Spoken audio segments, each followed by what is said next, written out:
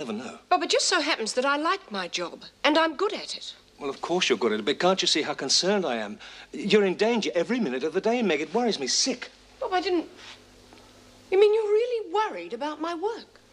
Of course I'm worried. I'd like to get you miles away from that place to somewhere safe. There must be dozens of jobs you could do. But what about Tracy? What has Tracy got to do with all this? Nothing, I guess.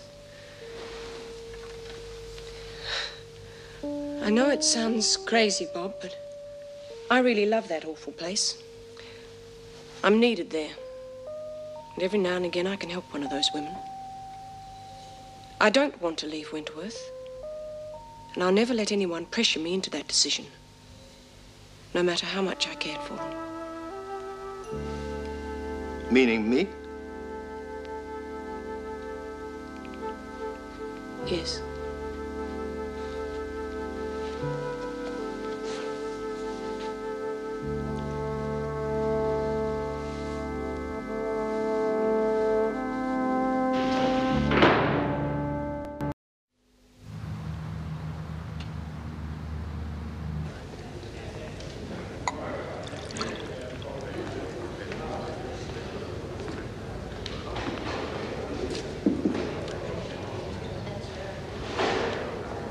I don't know why it's always so cold in court.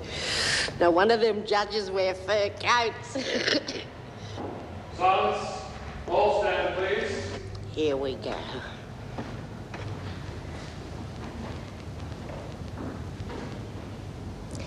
He looks a nice enough old bloke.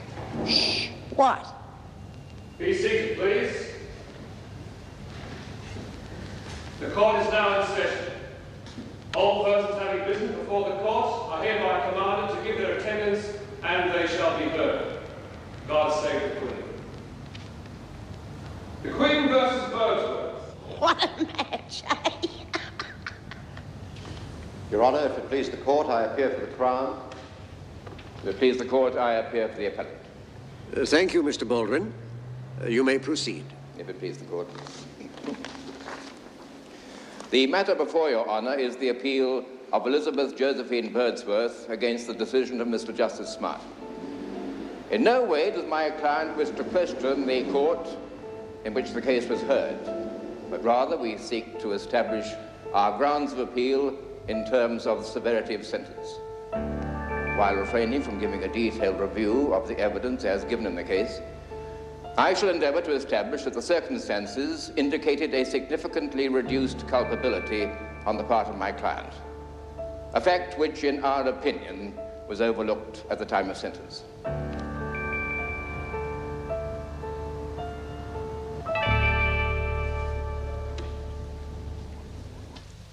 Oh, Frank, that's wonderful. Doreen will be excited when I tell her the news. Of course. And give my love to Alice, won't you? Goodbye. I've just had a call from Wentworth General Hospital. It appears they'll be employing Doreen as a nursing aide after her release. Well, I suppose she can't do much harm there. On the contrary, I think she'll be extremely good. Now, what was it you wanted to see me about? I wanted to talk to you about the rosters. Oh, yes. They're becoming quite a problem, aren't they? I think it's critical. The amount of overtime and double shifts that people are doing is ridiculous. Well, I have spoken to the department about it, but there just doesn't seem to be the manpower available. Well, it's morale and stamina that worries me. I mean, you take a look at Miss Bennett. I think it's beginning to take its toll. Yes, I agree with you. And even when Mrs. Jackson gets back on duty, she still will only be on light duties. Well, I'll simply have to tackle the department again about it. I'll let you know how I get on. Oh, and would you have Doreen sent to me, please? I'd like to tell her the good news. Right.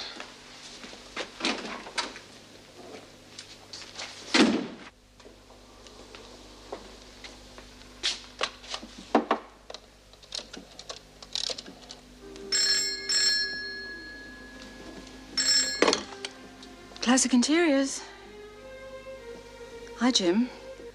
I've been trying to reach you for days. Where have you been? There's a lot happening at the moment. A couple of big jobs. You okay? I'm fine. Just overworked, that's all. Jim, I'm going to have to rush off. You were lucky to catch me in. Well, when can I see you again?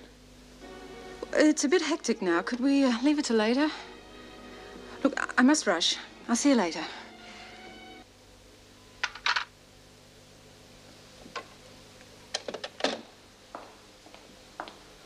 Look, before you settle yourself down, would you get Burns from Mrs. Davidson, please? Now? Yes, straight away, please.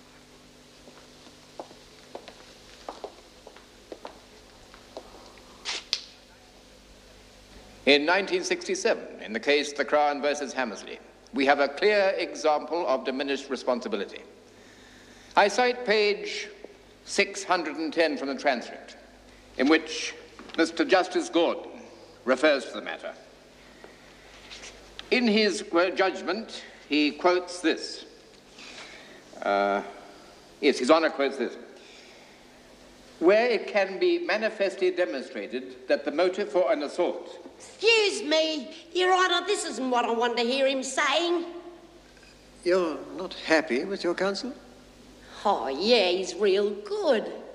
But I want you to know more about me, not them people he's talking about. Are you dismissing your counsel? Oh, no, I'm just trying to help him on. Mr. Baldwin, your client appears to have taken over your brief. I take it you have no objections? The ball is in Mrs. Burnsworth's court, as it were. Indeed. Now then, Mrs. Burnsworth, in what way would you like to assist Mr. Baldwin? Well, you see, I want you to know that I'm 72.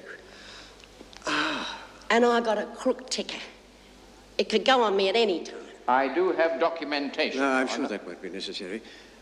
Go on, Mrs. Burnsworth. Well, my family's in America. Me little granddaughter Josie's got a bone marrow disease and she had to go to Chicago for treatment. For how long? I don't know. But if I've got to do 5 more years, I could be dead before I get out. I don't suppose you know, but I've been in Wentworth for 20 years and I wasn't even guilty. God. 20 rotten years for something I didn't even do, and now I've copped this lot on top of it. I don't want to die in prison. I just want to be with me family. I'm an old woman, Your Honour. God, in another 5 years, I'll be 77. Don't you see? Oh, now I'm going to bail it all. Some water, please, Mr. Thompson. Your Honour, in view of my client's obvious frailty, might I suggest an adjournment? No. I'll be all right. I just went funny for a sec. Now let me think, where was I? Are you sure you want to continue? Of course I do. I'm not going to let a little turn like that put me off.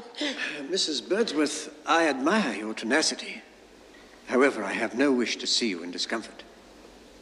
Gentlemen, Mrs. Burnsworth, I have a suggestion to make. Oh, please sit down, Mrs. Burnsworth. With your agreement, Mr. Baldwin, and yours, Mr. Nicholson, I would like to adjourn this hearing to a conference in my chambers. I have no objection, Your Honour, other than to ask that my client, or should I say my colleague, Mrs. Burnsworth, join us. Yes, of course. Mr. Nicholson? No objection, Your Honour. Fine. Then we shall adjourn to confer in chambers.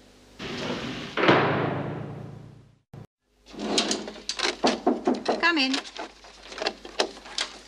Oh, thank you, Mrs. Carter. Sit down, Doreen. I have some news for you. About the nursing aid job? Yes, it is. I presume you still want to work there. Oh, yes, Mrs. Davidson. I really love those little kids. Well, Dr. Henderson considers you have quite a skill with small children. He told you that? Yes. And what's more, he's prepared to engage you there for a while on a trial basis. What does that mean? It simply means that you can decide whether you like the work, and the hospital can decide whether you're suitable. Oh, I see. Well, there's no need for you to be nervous. I'm sure you'll do extremely well. Yeah, I hope so. Well, you're due for release Thursday afternoon. Dr. Henderson will expect you in his office on Friday morning at 9 o'clock. Oh, well, I'll be there, no worries. You know, Doreen, I think this will be a whole new start for you. Oh, don't worry, Mrs. Davidson. I'll be real good for you this time. I'm a bit nervous, though.